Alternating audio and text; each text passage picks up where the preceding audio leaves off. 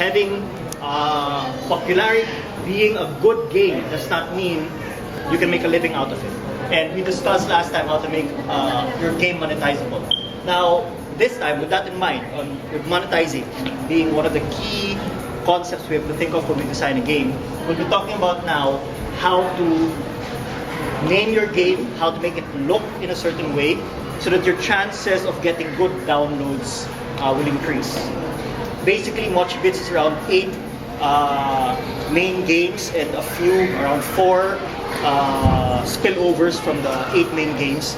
And almost all of our games, 80% of them, have on their first month, on their own, no marketing, nothing spent to tell people that our game is out there except newsletters to our existing base.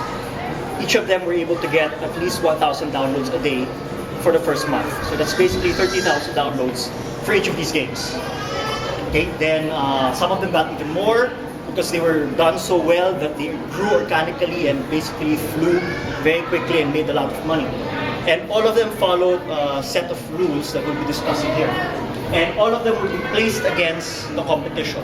So when you name your game, when you design your icon, when you think about searchability or your user interface, knowing what the competition uses is a vital key. Okay? I gave a talk just earlier this week in APC to a bunch of programmers, and I told them we have to creatively copy. Don't think that you have to come up with an original game, because originality is overrated, 1, and 2, if your game is original, you have to introduce it to people. It's better to be innovative.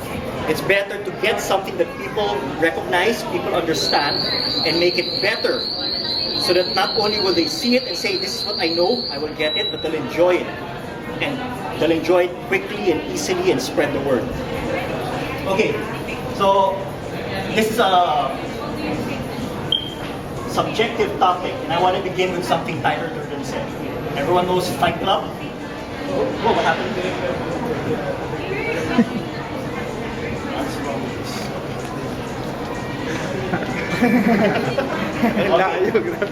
Tyler Durden said, you are not special. You are not a beautiful or unique snowflake. You are the same decaying organic matter as everything else. And when he said this, he was talking about every human being in the world who wanted to believe they were special.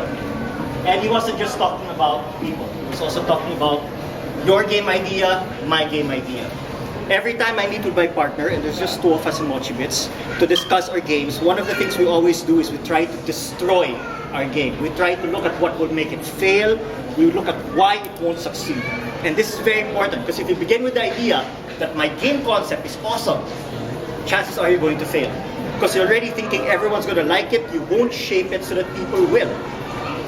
So you have to begin with the idea that your game concept, it's nothing special. And chances are, it's not. I've met a lot of people who told me, I've got a killer game, I've got a killer app. And I go, oh sure, tell me what it is.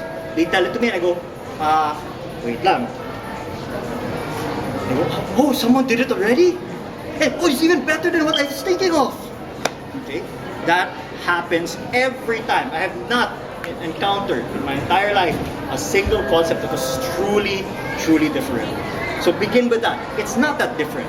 And so, it's not that special. Let's find a way to make it special. Let's find a way to look at what other things exist out there that we use. So, lesson number 1, and I will return to this time and again. Don't fall in love with your idea.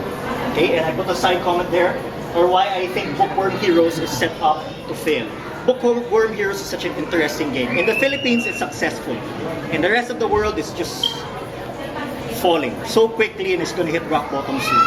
It's such a bad game concept. And anyone who loves word games, who plays it, can see how frustrating it is. Because it's, in the end of the day, not about word skill.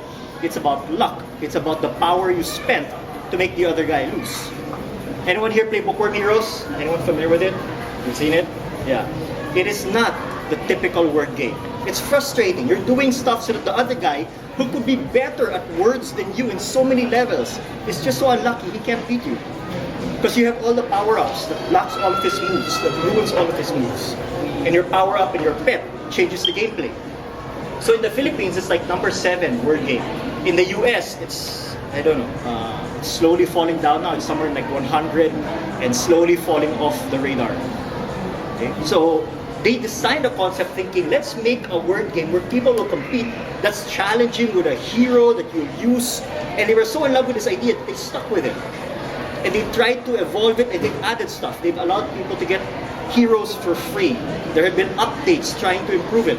But the concept by itself is already wrong. And we're going to discuss later on when we look at looking at the competition, understanding the competition, why Bookworm Heroes was just such a bad idea. The only reason why it was able to stay up in the charts for so long is because it's owned by Pop Games, which is owned by EA, which is a huge marketing machinery. Take that away, and that game would never have even appeared in anyone's radar. Lesson number 2, and we'll return to this often also. Grasp why it works before copying it. And my comment here, why I think Zynga accidentally bled Farmville to death. Okay? My personal opinion is that Farmville, despite being a very poorly designed game, caught the market. It was done in such a way that the core loop, which those who were here 2 months ago would be familiar with, its core loop, its way of monetizing was done excellently. People were spending on it. The problem was, they said, let's replicate it. Let's come up with every other Ville idea we can come up with. They didn't realize that they'll be selling to the same market, and the same market who was playing Farmville because their friend was playing it actually preferred Mafia or Cafe or City or Castle. And the moment they started playing Castle, they had no reason to go back to Farmville. Eventually, that same market that was making Farmville so strong that all of my friends were playing it, suddenly only 3 were because the other 2 were in Mafia and they're looking for their friends to play it. And another group. And slowly that social competition that made all of these Ville games so irritatingly successful that I had friends who would go home early just to make sure they can reap the harvest, okay, lost its power. Suddenly, you've got 2 friends playing instead of 10. Well, before you had 20, you had 30. If before you were looking at their farm saying, wow, I want to have that plant, I want to have that building, suddenly, your building was better and you're the only one with a building. Everyone stopped playing. The popularity just died down. Okay, so they thought the concept itself was great, but actually it wasn't the concept. It was the social engine that drove Farmville forward, and they ate into that social engine by spreading it into other games. And so the social engine became slower and slower and slower until... Yes. So they built their own competition? Yes, they did. Farmville was famous for that. Their idea was replicate various games. Farmville was not their only game. It was the most popular. But they created other games like Farmville. Okay? And they allowed other people actually competed against them, but the rest were actually by them. The Castle, I think, was them. The Mafia might not have been. The Cityville, I think, was. But they created their own holes. And they slowly learned that it was a big mistake. They ate into their own market. Okay? Then when it went mobile, by that time, it was already dying. All the more people had no reason to play because they found new games to play. They were already downhill at that point. So, we'll begin now with the first thing we talked about, the name. Naming your game. It's basically the most critical aspect of your game because if the name is poorly done, you're almost unsearchable. If someone says, I like that game, what is it? And you go, what? It won't make sense. There's a great game out right now that's called Zymdax spell or something. It's weirdly spelled. It's like Zymdkapsel. Okay, and it's featured by Apple. It's new and noteworthy in the US right now. It has good potential, great graphics, but the name is impossible to pronounce. So when I went, I'm not joking, there are games named that way. People think in the past names like Scrabble and Boggle succeeded. Names that didn't mean anything. But this was in the past. When you come up with a name that's unique, there's nothing else to compete with. People will immediately recognize it. Okay, but over time, people need names that make sense. Names that capture the mind. Okay? And some games fail to do that. So when you're going to name a game, choose a name that makes sense. If you're going to name your own son, you don't want to name your son BJ or Adolf. Years ago, there are people named BJ who still live with the nickname BJ. Okay? But do you want to name your son today? BJ. Do you want to name your son today? Adolf. Okay, there are so many negative impressions with these names that it's not a good name to give anymore. If you had it before, sorry. Okay, but anyone who says your name at this point will be thinking, hey, PJ. Just like Beavis and Butthead would whenever they say ass or butt or any other word that has a double meaning. There are bad names. And in games, there are very bad names. Okay? Now, a name should be exciting and catchy. That's obvious. It should be a name that immediately makes sense to the user, that's easy to say, that people, when they hear it, immediately get a concept of what the game is about. The name may be the game. Zynga simply called one of their games Zynga Poker. Okay, and it was one of the top grossing games in the US for a long, long time. It still remains in the top 25 up to now. It still makes a lot of money. It can also be what the game is about. You can use the word find, search a word, find a picture, find where's Wally, etc. And it may be a rip-off from another game. And many games have done that. Later on, we'll be talking about one particular game that actually spawned so many copies, and it ripped off two games for their name. And it succeeded for them. However, they still named their game poorly, so someone was able to outdo them. So, remembering lesson 1 and lesson 2, be ready to change your name. Don't think that the name for your game, like red, for example, or cholesterol, would be, oh, people are going to love this. You have to think, who's my market? What name will make them immediately say, I want that game? That game is exactly what I want, just by hearing the name. And some games do that. There are some games out now just by coming out. Okay? After the 4 picks 1 word fame, which is one of the topics we'll discuss here, many people now have done 4 picks 1 movie, 4 picks 1 song. And just by coming up with that name, people immediately go, I know that game, I want to download it. That becomes a marketing engine of its own without spending a single cent.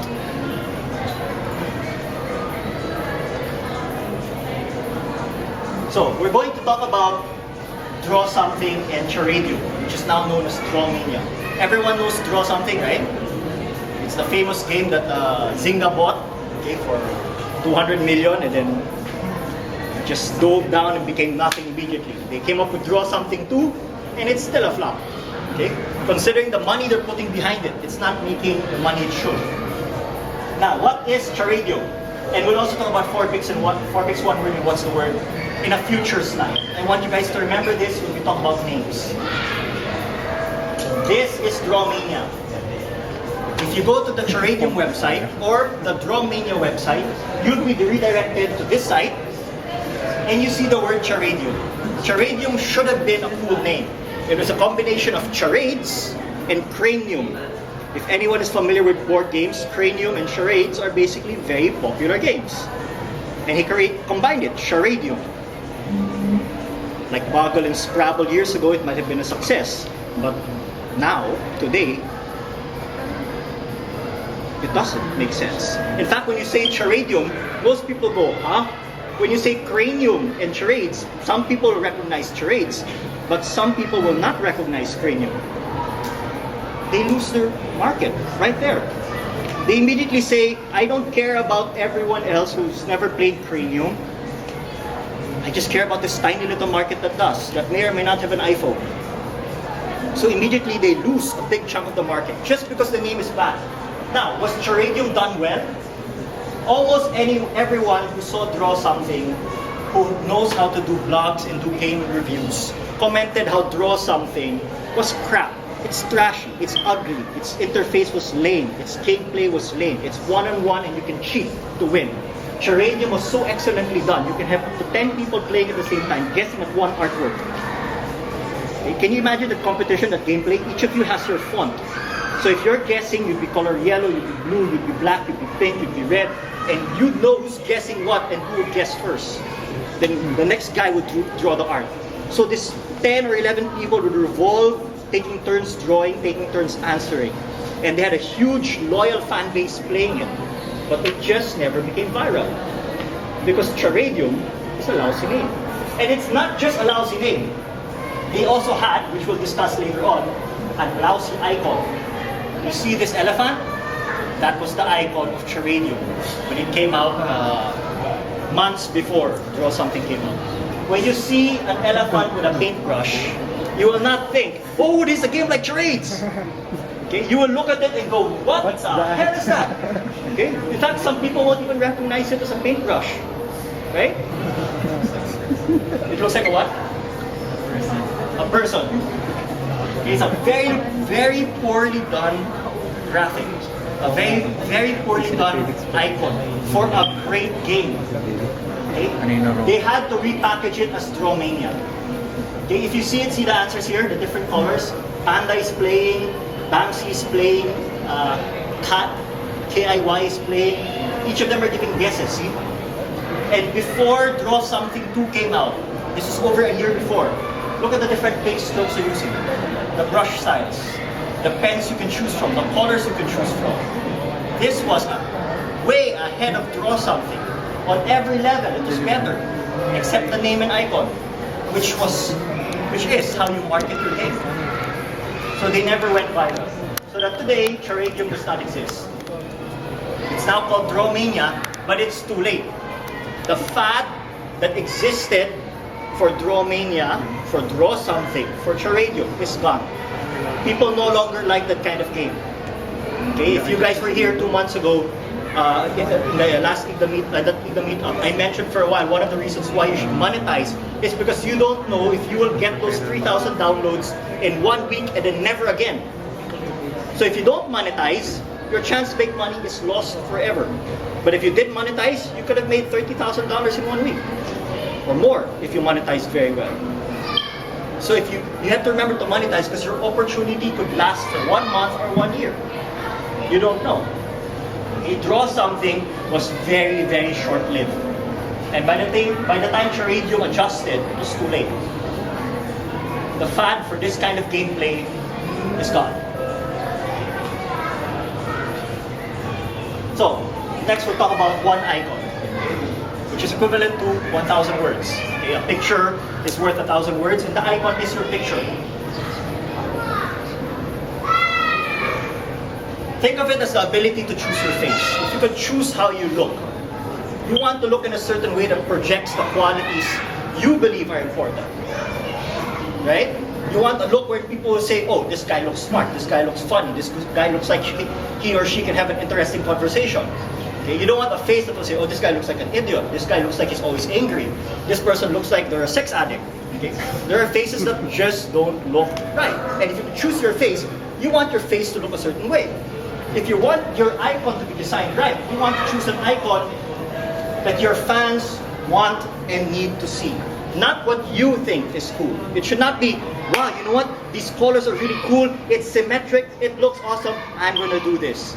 You don't know if your fans will like this. You don't know if your fans will look at it and say it's awesome. A good example is iOS 7. Many people, especially the fanboys of Apple, okay? I don't know if you guys saw the keynote when the guy joked what the name of the next OS will be. Did you guys see that? And he said, oh, we're going to stick with the lion, the animal name. So it's going to be, and he shows a tiger or seal or something. And people clap. And then the speaker was shocked that they clapped because it was supposed to be a joke. So he immediately switched slides to show that, no, we're going to name it Mavericks. So no, not Mavericks. Was it Mavericks? Yeah, Mavericks or something. I can't remember what. But he switched. He panicked because these sheep were clapping because he said Apple said it's a good name, therefore it is. It's not. It was a bad name. And if you look at iOS 7, for any of you guys here who have iOS 7 in the beta versions, you know some of the icons are crap. They're terrible. There are good icons that look great. So it's like, wow, flat can work.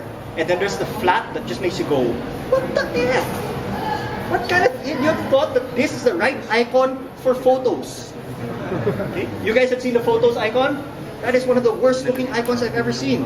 Because when you look at it, you don't think photos. Whereas in the past, the previous iOS, every icon immediately told you what that icon does. Now, it's not as obvious. They lost something, and I hope they're going to adjust some stuff. They've changed some stuff, but not everything yet. But their photos, I think, is one of the worst looking icons. Okay? An icon should be able to speak right away to the user. But the problem is, if the designer is in love with his idea and he thinks it looks good, he will force that idea down the throats of the user. But the user actually wants a certain look, a certain feel. It might not be the look you want, but it will be the look you need. There has to be a certain look. Just to give an idea of how important this look was, I remember during the popularity of Temple Run, and they did not yet port to Android, a lot of smart bastards decided to say, hey, I'm going to port Temple Run to Android and make money. So all they did was come up with really bad names like Temple Runner, Temple Ran, okay, Running Temple, really, really bad names that anyone who would think twice would say, gee, the name's different, it's not the same game. But everyone just copied a similar looking icon. And they got the screenshot of the idol. Okay? But the game was nothing. I said, nothing like Temple Run. Okay, you're not even running in a three-dimensional space. One is you're two-dimensional, one is you're not even running, you're just dragging something. But just that icon, immediately everyone who saw that icon thought, oh, Temple Run's finally in Android. Download, download, download. Okay? So suddenly all these people were making money of people who just recognize a very simple icon. Okay? Just by getting the right icon, people recognize the game and will download it, whether or not you are that game. Isn't that how it's scanned? So, be ready to change your icon. Remember lessons 1 and 2. Give your fans a look that says, yes, I am that game, or yes, I am like that other game. And I'm going to use now 2 examples of 4 picks 1 word and what's the word. Everyone's familiar with 4 picks 1 word? 4 picks 1 word came out in February 2013. It is actually the copy of the original What's the Word, which came out in November 2012. So they actually, What's the Word actually had basically a 4-month advantage. Except What's the Word had a very weird name when it first came out. It was called What's the Word? A fun and addictive word association game with logos, quiz, answers. That was the original name of What's the Word. That long. Now you might be asking, why that long? Because when they first came out, this was a totally new concept. Okay? But word association was a familiar name. And actually, the fun and addictive word association game, they stole that from Mochibits. That's why we saw them the moment they came out. Because we regularly do searches of our keywords to see who's our competition. So when they came out, they said, wow, they stole part of our name. Now, why did he do that? And he was thinking smart. In the end, we said, this guy's good. He knows how to be innovative. Why? If you do word association, the #1 search result are Mochibits games. Okay? Out of the top 6 word association games, 5 are ours. Okay? And depending on whether you search on a Mac, an iPhone, or an iPad, we would often own the first and second, or we'd come out second and after. Okay? Usually in the Mac, we own 2 to 6. Okay? We have our own theories why that happens. But in the iPhone and iPad, we often own #1 and sometimes #2. And he knew that. So he said, I want to create a word association game, so I want a search that anyone who's looking for the games of Mochibits has a chance of finding me. Smart, right? So he puts part of our name there, a fun and addictive word association game. Then, the game he was basically copying was Logos Quiz. It's pictures that do not clearly say what it is. So you're supposed to guess what it is. And he decided, I'm going to use 4 pictures. This came out simultaneous with Pop Icon Quiz. Sorry, Icon Pop Quiz. Okay, Icon Pop Quiz had the same concept. Logos Quiz is cool, but I'm going to do something better. Okay, so this guy did something similar, so he wanted that word in his search. Part of his name included Logos Quiz. And he added answers. Why? Because many people got stuck in Logos Quiz, look for an app and say, answers to Logos Quiz. Okay? That is a genius name. He used an icon that sort of copies Logos Quiz, which that time was the #1 word game. If you remember Logos Quiz before, it's basically, okay? You look at it, and if anyone says, what game are you playing? Oh, it's what's the word? 4 picks, one word. The only thing you remember is 4 picks, one word. And when you click 4 picks, one word, you see this icon, you see this icon. The icon that you're going to think is the game is this. So out of the blue, it didn't even have to say, let me first warm up before I start really sprinting. It just sprinted right away. So that just flew to the top. Okay? And it stayed there. So now if you look at the ranking, it looks like they're the same ranking. If you see gross sales, the money that the original makes is in the top 250. The money that 4 picks one word makes is in the top 100. That's the difference between around maybe 2 million a month and 8 million a month. Dollars. Okay? So in the end, who did better? The copycat. Because he copied it better. His icon said what the game was. Okay? So, ano yung search? This is App Annie. App Annie. App Annie. App Annie. Tapos? Yes. Yeah, if you guys have not yet tried App Annie, use App Annie. Actually, if you guys want to research on your competition, these are the 2 steps you must do. 1, create a fake US iTunes account, assuming you're designing for iTunes. Okay? For Apple. Okay, why a fake US account? Because you want to see the rankings easily, quickly, per hour. And the fastest way is through the iTunes store, using a fake US account. How do you create a fake US account? Get an address in the US, plug it in, okay, and then make a purchase for a free game. It will ask for a credit card and say you're just downloading a free game. Boom, you have a US account. And it's beneficial to have a US account. Why? There are around 20 cool games and apps that are not available in the Philippines, but are available only in the US, and they're free. Puzzles and Dragons is free, but not available in the Philippines. A Starbucks app, which is very cool. I don't know if you remember those Christmas cups. The one with the guy in the sled that's called red and green.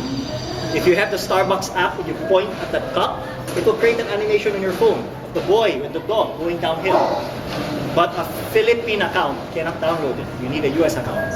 So it's good to have a fake US account. Okay? Plus you can search quickly and look at all of these other places. There are sites that can do this for you, of course. But being able to do it in your iTunes store gives you some benefits. You can see who's new and noteworthy. You can see what's being featured. Okay? Which other sites you have to navigate through to see. And that takes a lot of time. iTunes store, immediately you load it every day, you know who's being featured. Why is this guy climbing? Because if an app is climbing only because it's featured, chances are it's not going to be successful long term. If you're only doing well because you're featured as new and noteworthy, you could be a flash in the pan. You could be good for 1 week. The successful ones, like this one, came out of the blue. Apple recognized them months after they were successful, weeks after they were successful. These are the ones that has organic movement. And we're going to talk about organic movement later on. Okay, organic movement means whether or not you're featured, whether or not someone's writing a review about you, whether or not you're going from paid to free or spending on marketing, you will have downloads simply because you're searchable, simply because you're recognizable, simply because you have some level of virality. Okay? So, next topic, being organic. This is about searchability. How do I find you if I don't know you? If I've never seen your game, you're totally new, how do I find you? Okay. I mentioned the importance of having a US iTunes account and App Annie, which I mentioned as the source of this data. And App Annie, if you see a game that seems to be doing well, it's always in the top 25 of the overall of the games or one of the sub-ranks. You check it out in App Annie. How's it doing long term? App Annie, by the way, is a free source. You just enter an email address and you can get not only amazing reports on Google Play and Amazon's App Store and iTunes App Store, but also you can see the rankings of apps since day one. By default, when you load it, it will show you the Philippines because it knows where you are. It looks at your IP address. It will show you the Philippines 1 week worth of sales of whatever app you're studying. But you can quickly click and say, I want to look at the US, and then click again and choose all time, for all time. I want to see how well this app did since 2010. And you can see its climbs and drops. And sometimes they even mark it went from paid to free. It did the following. This version came out. So you know what improvements the app did to make a spike appear or to suddenly lose sales. And you can learn from that. Now, if you're able to research properly, find or find not, there is no try. You will know there are words that people look for. There are words that would immediately make sense to certain users. And here's the nice part. When developers develop, sometimes they think, wow, I'm getting great search results. I don't need to change my keywords. It's gonna work for a long time. But people play certain games, they discover certain things, suddenly they're looking for new keywords. And then suddenly, games that used to be always number one, searchability, are no longer number one. Another game that's obscure, who uses that keyword, is the new number one. That's your opportunity. Check. Is there a part where, let's say you're competing against a game like Temple Run. So you choose Endless Runner, you choose Idol, Coin, whatever. Then you see, where is it that suddenly Temple Run is number 5? And the one who's number 1 is a semi-obscure game that's not even fun. Then you found the keyword that Temple Run did not consider. And you have to ask yourself, is that keyword a keyword that will make a difference for my game? Is this the keyword that the average person searching for this type of game would use?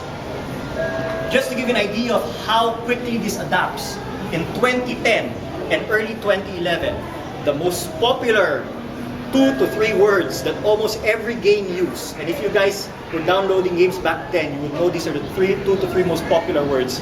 Best, fun, free. Okay? If you wanted to stretch that, you would have addictive and I forgot the other word. But those 3, you put the word best, most fun, amazing, free game, people would search you. Because back then, Apple's App Store was not yet controlled by Chump. And one of the things that people would look for was a free game. And there were not enough apps that told you what games were free. So people would often put free game. I'm looking for a free game. Okay? And Apple's search engine did not say, hey, this game is free, therefore it's part of your search results. It would look at the name of your app. If your app did not contain the word free, even if you're free, you don't appear. So suddenly these really bad games, I don't know if you guys ever saw Tap Ants. It was popular for a while, where you kill all these ants. That was the first game that really capitalized on fun, free, addictive, and best. It was called Tap Ants, the best fun, addictive, free, something weird game. It was really, really long. And it worked. It worked so well, we copied it. Okay? So when we had our first word game, which was our second game release, we used the word to word, a fun and free addictive word association game. Okay? Then we slowly removed the word addictive because it's no longer searchable. It's no longer popular. People no longer look for addictive. I may want an addictive game, but I don't consciously put in that word anymore because it's no longer true. There are so many fake results of addictive. So it's no longer a good keyword to use. Maybe in 2-3 years it will be a good keyword to use again. But right now it's not. Okay? So you should be aware of this. Which games are using which keywords? In fact, some sites claim they can tell you the keywords used by any game. You just put in a game and it will tell you the 15 or 25 keywords it's using. It's fairly accurate, but it's not 100% accurate. We've tested it with our games and it's like, oh, they got like 8 or 9 or 10 of the keywords, but not all of them. And there are a few wrong keywords. But it's pretty helpful. Okay, so you can do that. Keyword search for apps. Google it. You'll be directed to some sites. Some are totally free. Some will ask you to pay. So think like your user would. What keywords would they look for? Okay? This aspect, think about keywords. What will they use? But you also need to use what the current game leaders use. And this usually works for category selection. Okay? Now, this is important. Sometimes you might think, oh, this game is an arcade, therefore I should be an arcade also. But actually, sometimes you should deviate. Because if you always follow where everyone is, you're competing against everyone who's there. In arcade, for example, is one of the worst places to compete in. But you can also choose to compete in a place where there's almost no one competing against you. And the game 4 Picks 1 movie, 4 Picks 1 song, did that. It categorized itself not as a word game, but a song and trivia game. a music and trivia game. And it's one of the most successful copies of 4 Picks One Word. It's all focused on songs. Why? Because it's the #1 music game. So if anyone goes to the music category, in their face, saying buy me, is 4 Picks One song. Okay? So it broke away from what everyone else is doing. It chose not to use the word word. It's category, it's not word. So adjust categories and keywords. Don't forget, don't fall in love with lessons 1 and 2. Don't think, oh, this is an arcade game, therefore I must classify it as arcade. Don't. Okay? Think about what your users will be looking for. Think about what they'll want. And if you guys have been downloading games and going through categories, I'm sure you've encountered that. You're wondering, what the hell is this game doing in arcade? It's not arcade. Or what's this game doing in family? It's not family at all. See? They're using the categories in their favor to gain market share. And you should do the same. Because if you're going to say, no, I'll play fair, I'll be in arcade. Okay? You will be under 200 super successful arcade games, all making millions a month. Your chances of climbing is so small. Okay?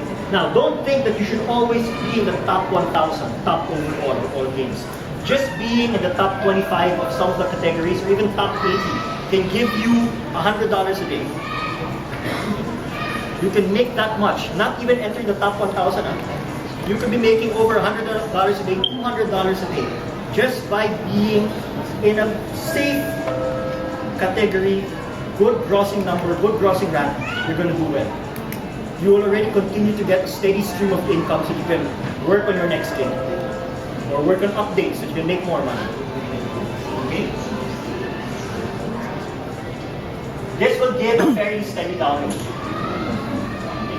It doesn't mean you'll make money. It will mean you will get a lot of people finding you, downloading you. But now the next question is, are you the game they want? Will they spend your game? Okay. Just a side note, this works for freemium games, not for paid. Okay. Because in paid games, it's a totally different behavior already. These are people who will say, are you worth that 99 cents?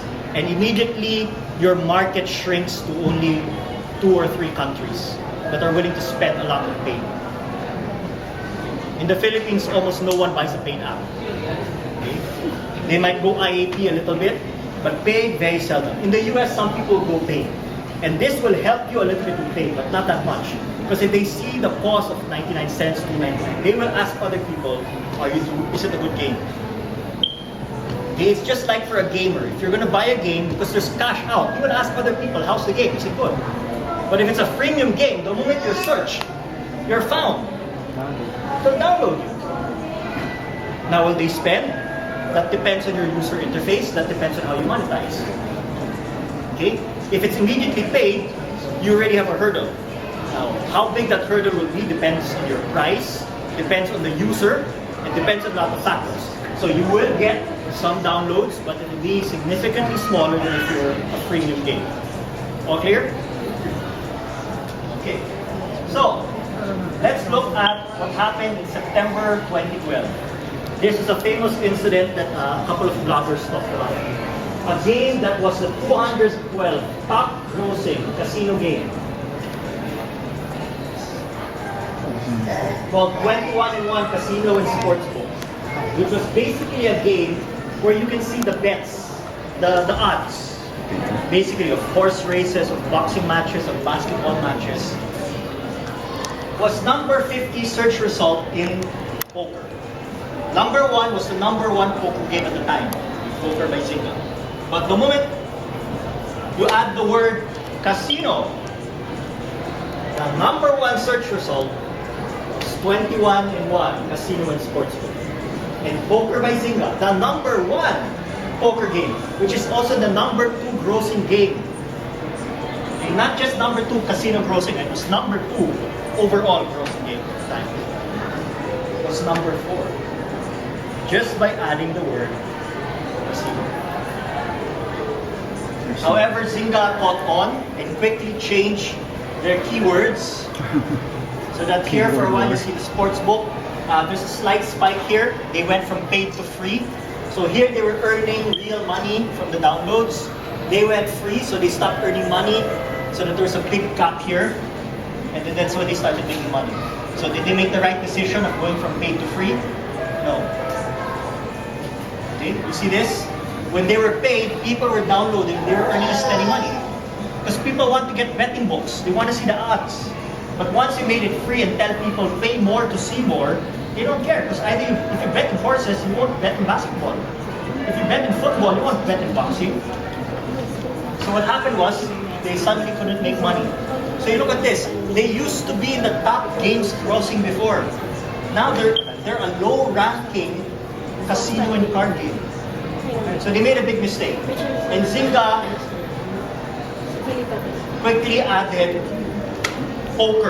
casino into their keywords. So now if you put poker casino, Zynga is one of the first two results. Okay. So here's Zynga.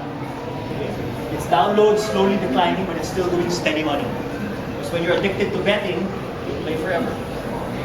If you have no more money, you'll find a way to make more money. Bet your life away. Okay? That's what happened with Poker by Zynga. So it's still doing excellently well, okay? Despite a decline in downloads.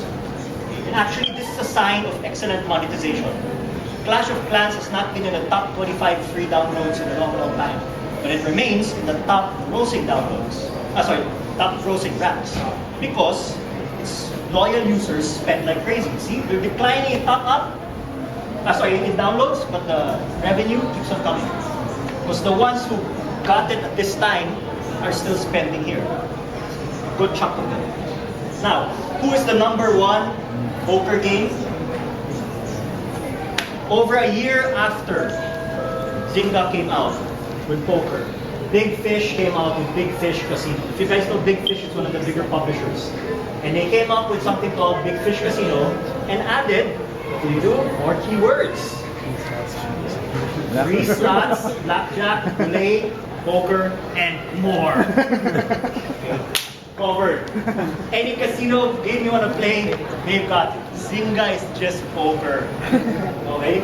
So if you look at their downloads, okay, they went a little bit below 1,000. If you look at Zynga, okay, it stayed up.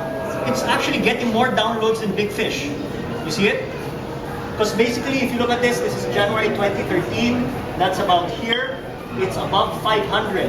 January 2013, it's 1,000. 1,250. So they were getting less downloads. But look how people spent immediately. So they decided in such a way that if you're the type that gambles, and you can gamble in almost any game, once you enter the Big Fish Casino, you can find any dealer you want, any machine you want to cater to your needs. So what happened? They killed Poker by Zynga. So that now they're better than Poker by Zynga. Of course, not always. There are times Poker by Zynga beats them. Okay, but often they're higher. And what's important is they became higher even though they started over a year later. They were over a year later than Zynga. So they have a much smaller base. They have less downloads, but people spend more. Okay? Because their market was designed for them. By the way, Big Fish Casino is also in UK, where you can actually earn real money. They have something called Big Fish Casino UK, which is only for the UK residents. Because in the States, it's illegal to gamble online with real money, okay, on a mobile device. In the UK, it's not. So Big Fish Casino UK, in gross sales with the iTunes App Store, is lower than Poker by Zynga. But that's with the in-app money. With the real money they transact with, they don't know how much they're really making. So you can imagine how well Big Fish is probably doing. Because they have a UK version. No, in UK it's allowed. In UK it's allowed. Hindi siya counted sa in-app purchase yung Yeah, because it's tied to your account already. When you want the money, you can get it from your bank account. So if you want your bank account, there is now some sort of loophole that's allowed because of the legalities in the UK. Yes. Are there regulations like that here? Apps? Yeah, we're not allowed to do real money. Okay. Yeah, we're not. But these games can exist, and people will spend real money to play fake gambling and say, I'm a millionaire in credits that are worthless. Okay. user-friendly games. This is about user interface. The key here is when someone plays your game, in the first 2 minutes, they immediately say, I know this game. I'm familiar with this game. This game is exactly like X or Y. This immediately allows you to capture a market without working hard to capture them. And these are about mechanics. Green means go, red means stop. If there's a pivot, it will swing. These are basic mechanics in any game. People expect a game to behave in a certain way. If you're playing a poker game and cards are in front of you, if you swipe it away from you, you're saying, I fold. If that doesn't happen when you swipe it away from you, something's wrong. The player is going to say, this is a lousy interface. Okay? If you see the green button and you press it and something stops, you're going to say the game is broken. You're going to say the game is bad. There are things people expect when they see certain buttons, when they see certain objects. If you don't let those objects behave the way users expect it, your game will have a huge problem because immediately you need to teach them how to understand your game. And the moment you do that, you lose your market. Because immediately you have to spend a period telling someone, let me walk you by hand so you can understand what this is all about. That actually makes people lose the market. So keep the mechanics simple. On that note also, keep the mechanics as few as possible. The great games basically have only 1 or 2 mechanics that are repeated over and over again in different puzzle types. If you guys have played Braid, the one where you control time, that's an example of one mechanic done over multiple different kinds of puzzles. If you've played Super Meat Boy or even Super Mario, it's basically the same thing over and over again. But you just change the puzzle a little bit and you have to play it differently. You have to jump in a different way. Okay? But you can add to the juice. And this is actually important. If you know who your market is, how they play, what they want, you can add effects. That's what juice means in the mobile gaming world. You can add the right sound effects, the right colors, the stars or coins flying out, so that people will like the game more. I'm not so sure if it was with Igda 2 months ago that I mentioned it, but Candy Crush does this well. Okay? The effects are always fun. Okay? It's always designed to feel like you're winning. It's fun. It's addictive. Okay? Even during frustrating moments. And they've designed it in such a way that if you complete it with extra moves, there's an effect that's just so nice, you want to see it again. You know, the Candy Crush moment, with all the fishes doing that. It's like, wow! Okay, and if you only have one move, it's like only for 1 second. Let's go. But if you have a lot of moves left and you see it, it gives a thrill. And it's designed to give a thrill. So that you look for it again. You will spend for it. You will wait for it. You will play another game for 30 minutes just to get the heart again. Just so you can play it again. Okay. Add the juice to have that effect. Okay. Now, all games must have a tutorial. But, if they need it, the user interface is strong. Many games have tutorials that are so obvious, and many people who play it say, I don't need this, it's in the way. But it's there just in case someone doesn't know it. But it's designed in such a way that you don't really need it. You can figure it out on your own. The more intuitive the game is, the better the game is. The more it needs a tutorial, the more it needs to explain what you're doing, the more it will flop. Because immediately, you control who can play the game. If you're going to say, I only want smart people to play, then you're going to end up limiting yourself to a very small market. Because even though a lot of people like to think they're smart, they're not that many. It becomes limited right away. So you don't want to do that. You want to open it as much as possible. And that's what mobile games has done. If in the past with console games, hardcore gamers are the market, they want a level of difficulty, they want a challenge, they want a level of graphics to be happen for them. In the mobile market, they just want fun. They want simplicity. They want to pass 2 minutes while waiting in line. They want to spend 1 hour if they have to wait for someone who's going to be late. Your game should be able to make them do that in the most pleasant way possible.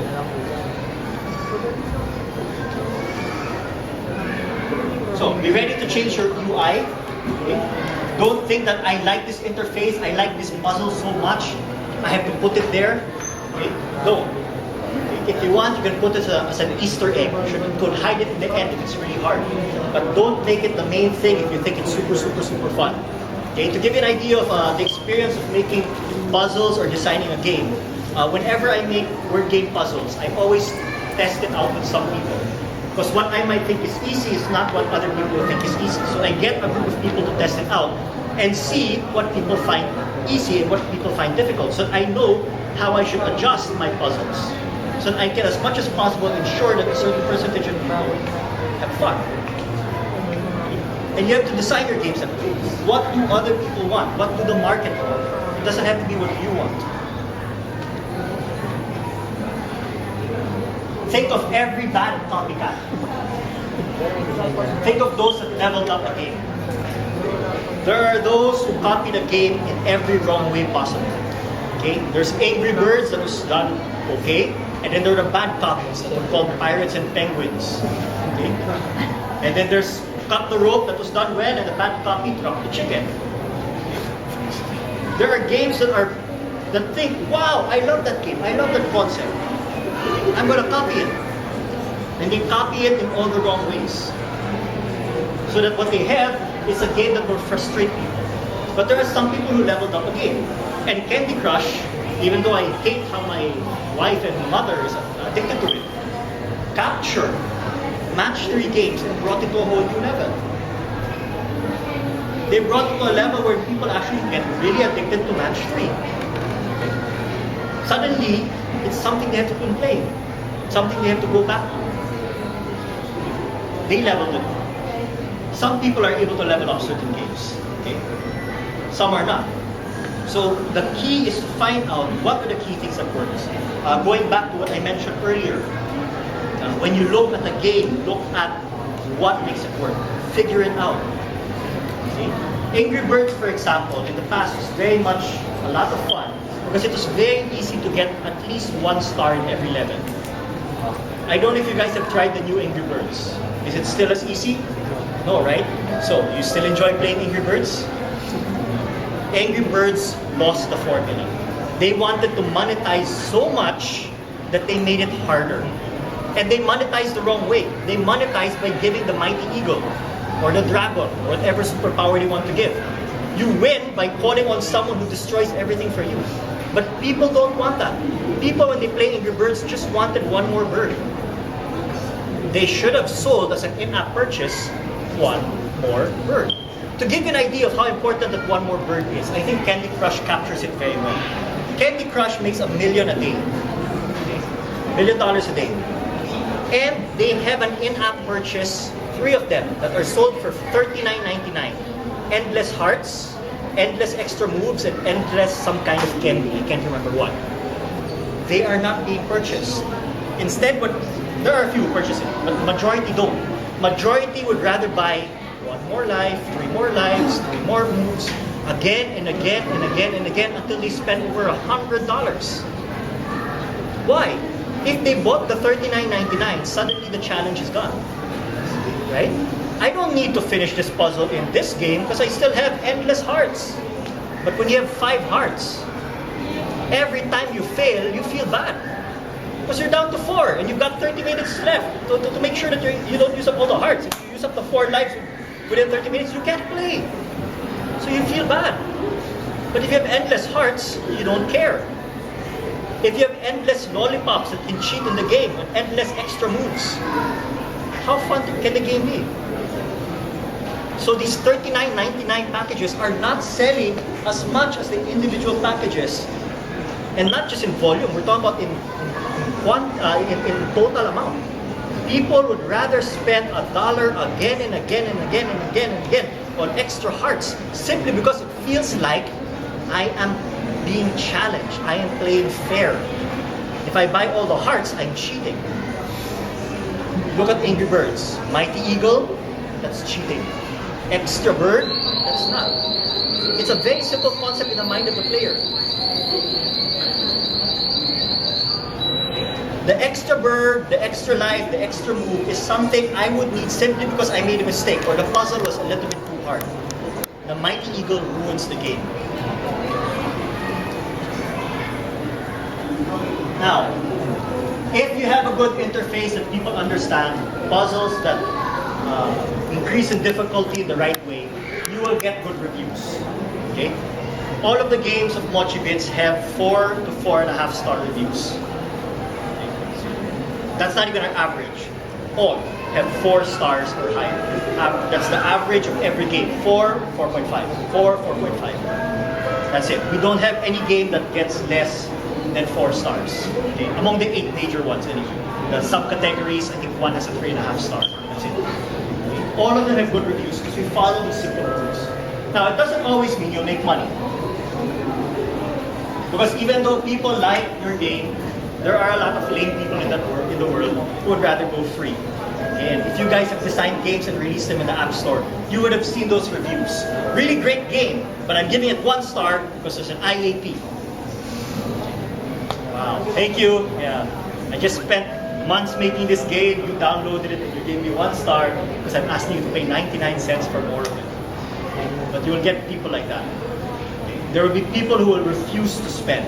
But if you monetize it the right way, if you add the right juice, if you tell them, ask them when to spend at the right time, your chances of converting and making money increase dramatically. Okay, however, that's outside this topic. So,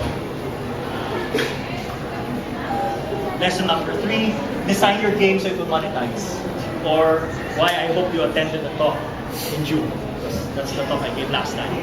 Okay? So if you learn to monetize, if you can monetize right, if you follow all of these basic rules of designing your game, the name, the icon, searchability, the user interface, as against to the competition, the look and feel that people expect, the names people expect, the search words they plan to use, your chances of monetizing will increase dramatically.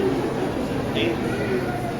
If you put all of these together, on average, our games monetize at 10%. Some can do 50%. Okay, for every download, we get 50 cents. It's pretty good. Okay, not as good as Clash of Clans that makes $10, $20 per download. Okay, but it's pretty good to make 50 cents per download. Okay, so we're now at the last part, which is the open forum. Questions before we go to 1 year game. Yeah. Do these things only apply to the mobile app? Will it work with like other markets or platforms? It will work almost only for the mobile. Because in other platforms, there are people who play there, are people like you who will go to reviews and listen to forums saying what game will come out 3 months before it's out, so you're waiting in anticipation. So all of the rules here will not apply to you.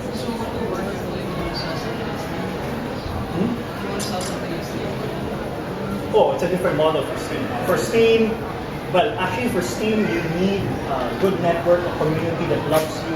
You're the type where if you post it, Touch Arcade, 300 people repeat what you say and say, "Oh, you're God."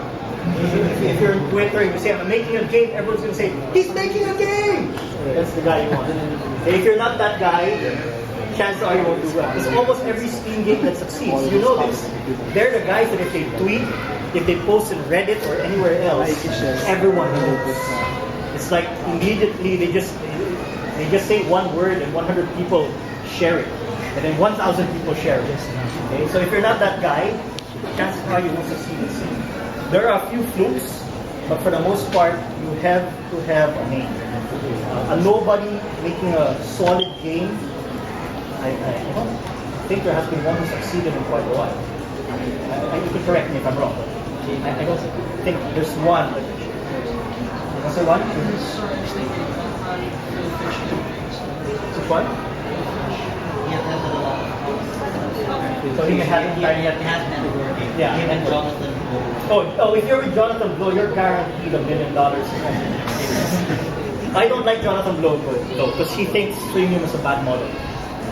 But for me, it's like, screw you, man. You're an arts guy, people will follow. You've got thousands of people who download your game just because you said you made a game. We're not you. We have to monetize. You know Jonathan Blow, right? His tweets against anyone who does freemium are just... It's like, it's like, well, you're making money because you're doing IAPs. You're evil. Screw you. You made $2 million in your game. I didn't. Jonathan Blow's he's got a huge following at the end of the day. Yeah, and those guys just because he created a startup that supports games, and they're all artsy games. Huh? None of them are really great games. They're just artsy.